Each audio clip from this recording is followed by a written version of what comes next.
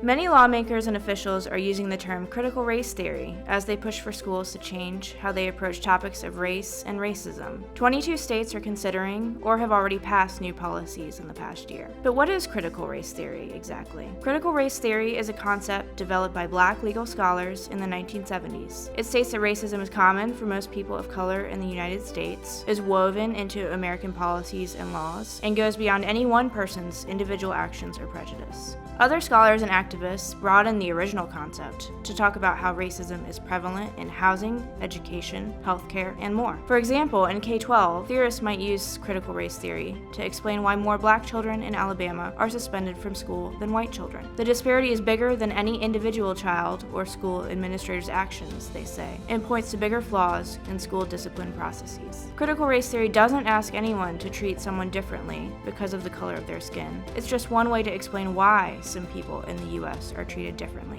because of their race, and it says that disparate treatment did not end in the 1960s. We aren't aware of any schools in Alabama teaching the theory to children, but other concepts like culturally relevant teaching and social emotional learning are used in teacher professional development and diversity training. Those concepts ask teachers to think of curriculum that might resonate with individual students and their unique family and cultural backgrounds. But again, those terms and techniques don't mean educators are using critical race theory, or that any efforts are being made to make children hate themselves or their history. Conservative lawmakers say they think some recent efforts to talk about race and racism in the classroom are unpatriotic and divisive. They point to some recent incidents in schools where white parents, teachers, or students report being uncomfortable about anti-racism or diversity efforts. On the other hand, others say history textbooks, reading lists, and lessons have long been whitewashed, and that new, honest ways of teaching about race and racism are overdue. In Alabama, State Rep. Chris Pringle has pre-filed a bill to ban critical race theory in schools, which means we'll be talking about this one way or another for a while.